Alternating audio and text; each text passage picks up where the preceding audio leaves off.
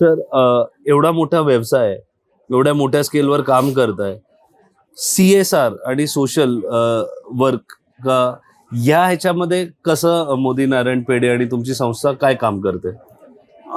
Actually याच्यामध्ये आता माझे पूर्वज तर नगरपालिकेमध्ये नगरसेवक होते आणि थोडा एक सोशल कॉज किंवा एक जबाबदार नागरिक, सजग नागरिक आपण म्हणतो, ह्यातनं आम्ही काही गोष्टी करतो.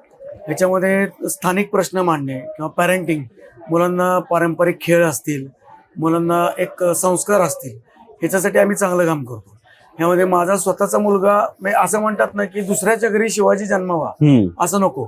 तर जेव्हा आम्हाला कळलं की खाजगी शाळांचा मुलांना चांगलं इंग्रजी शिक्षण देण्याचा दर्जाच नाहीये किंवा तेवढं अप टू द मार्क होत नाहीये, तेव्हा आम्ही ठरवलं की आपली स्वतःचीच मुलं झेडपीच्या शाळांमध्ये घालायची. माझा मुलगा 8 वर्षानंतर जो CBSE स्कूलला होता तो जिल्हा परिषदच्या शाळेत आहे, ज्या शाळेमध्ये डॉक्टर बाबासाहेब आंबेडकर शिकले, ज्या शाळेमधून आत्तापर्यंत भारताला 5 पद्मविभूषण पुरस्काराचे विद्यार्थी मिळाले. बाबासाहेब आंबेडकर तर भारतरत्न होते. अशी शाळा आमच्याकडून चुकून दुर्लक्षित गेली होती, न कळत गेली होती इंग्रजीच्या फॅडमुळं. आज देवेंद्र फडणवीस पण सभेमध्ये म्हणले, माननीय विश्वास पाटील पण सभेमध्ये म्हणले की प्रथम आपण प्राधान्य दिलं पाहिजे मातृभाषेला, मराठीला. मग आम्ही आमच्या मुलांना झेडपीच्या शाळेत घातलं. झेडपीच्या शाळेला आम्ही मोटिवेट केलं. माननीय खासदार श्रीमंत छत्रपती उदयनराजे भोसले यांनी त्यासाठी आम्हाला पाठबळ दिलं. त्यांनी सक्त सूचना दिल्या की शैक्षणिक दर्जासाठी यांचे पालकांची आम्हाला कुठलीही कंप्लेंट नको आहे. आणि मी अभिमानानं सांगतो, आमची साताऱ्यातल्या मराठी शाळांमध्ये जो स्कॉलरशिपचा टक्का आहे, जर आपण म्हणतो की एक शाळा चांगली आहे, तर तुम्ही मुलांना शाळेत घालण्याआधी त्या शाळेमधून समजा 2000 एखाद्या प्रायव्हेट स्कूलची स्ट्रेंथ आहे, तर तुम्ही बघा की किती मुलं स्कॉलर मिळाले. स्कॉलर हा आपल्या भारतातला एक उल्लेखनीय यश आहे. आणि मला हे अभिमानानं सांगावं वाटतं की इतर कुठल्याही शाळांपेक्षा साताऱ्यातून मराठी शाळांचा स्कॉलरशिपचा टक्का हा कित्येक पटीनं पुढे आहे. अशी त्याच्यामध्ये दिवसेंदिवस प्रगती होती. तुम्ही शाळेबद्दल काहीतरी टेक्नॉलॉजीची शाळेत जिल्हा परिषद शाळेत, माझा मुलगा प्रतापसिंह हायस्कूलमध्ये त्या ठिकाणी गुगलचे IVR आहेत. गुगल IVR म्हणजे जे NCERTचं लाईव्ह लेक्चर्स असतात, ती मुलांना थोडक्यात समक्ष बघितल्यासारखी अनुभवता येतात. आणि असे IVR आज सातारा जिल्ह्यातल्या कुठल्या शाळेत अजून सिंगल पण नाही. चांगली टेक्नॉलॉजी, प्रोजेक्टर्स, चांगले कम्प्युटर्स हे जिल्हा परिषद शाळा देतात. आमची कुठल्याही खाजगी स्कूलची वाकडं नाहीये. आमचं म्हणणं एकच आहे की तुम्ही अननेसेसरी स्टेटस, अननेसेसरी बिल्डिंग, शाळेची इमारत बघून घालण्यापेक्षा जर आपण एक भाजी बघून घेतो, 15 रुपयाचा पालक घ्यायचा आहे, आपण तो भाजी चांगली का फ्रेश आहे, तर पालकांनी मुलांना शाळेत घालण्याआधी त्या शाळेचं बेसिकली ऑडिट करा. शाळेमध्ये TET पात्र शिक्षक आहेत का, जो गव्हर्नमेंटचा बेसिक रोल आहे. आज शाळेमध्ये जे हिंदी टीचर आहेत ते हिंदीमध्ये त्यांचं प्रावीण्य नसतं. आज शाळेमध्ये जे इंग्रजी टीचर आहेत ते मराठी मीडियमला शिकलेले इंग्रजी टीचर असतात. ठीक आहे ना, मान्य आहे की सातारा सारख्या ठिकाणी स्टाफ मिळत नाही. मग आमचं म्हणणं की तसं तुम्ही अननेसरी गवगव करू नका.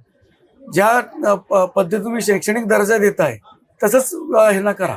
पालकांना शाळेमध्ये मोबाईल आणायला बंदी होती. पालकांना इंग्रजी शाळांमध्ये काही इंग्रजीत शाळेमध्ये, ऑफिसमध्ये पण मराठीत बोललं जातं. मग या इंग्रजी शाळा उपयोगाच्या काय? मग इंग्रजी करा तर पूर्ण इंग्रजीकरण करा, पण मातृभाषा सोडू नका. कुठल्याही भाषेची आमचा दुजाभाव नाहीये. शेवटी भाषा हे माध्यम आहे. मराठी असो, हिंदी असो, इंग्रजी असो, कुठलेही असो, भाषा हे माध्यम म्हणून बघितले गेलं पाहिजे. पण प्रायमरी शिक्षण तरी मराठीत व्हावं हा आमचा आग्रह नक्कीच आहे. हे विजडम आपल्या सातारा जी एक राजधानी आहे तिकडूनच येऊ शकतं आणि तिकडेच घडू शकतं याची आज आम्हाला एक बाब कळली आहे. कारण असं व्हायला पाहिजे. जसं तुम्ही म्हणा, शिवाजी सगळ्यांनाच छत्रपती शिवाजी हवे, पण स्वतःच्या घरात आणि हे आपल्या साताऱ्यामध्येच होऊ शकतं. आणि तुम्ही ते नुसतं बोलत नाही, ते तुम्ही करताय. आणि एक म्हटलं तर वाईट नाही, पण एक श्रीमंत घरातला मुलगा झेडपीच्या शाळेमध्ये शिकतोय, ही गोष्ट पण आजच्या काळात नाही दिसत कुठे. नाही, बरोबर. त्याच्यामुळं किंवा आमच्या या मोहिमेमुळं खूप सारे विद्यार्थी आहेत, त्यात श्रीमंत गरीब हा काही भेद नाहीये.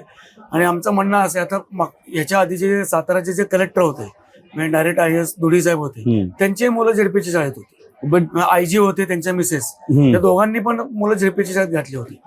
त्यांना एज्युकेशन म्हणजे क्वालिटी ऑफ एज्युकेशन जर मिळत असेल तर प्रॉब्लेम नाही. फक्त ते सगळ्या झेडपीच्या शाळांमध्ये जर मिळायला लागलं तर दुकानं बंद नाही होणार प्रायव्हेट शाळांची. नाही, त्यांची दुकानं बंद करण्यात आपला इंटरेस्ट नाही. आपलं म्हणणं एवढंच आहे की तुम्ही अप टू द मार्क द्या.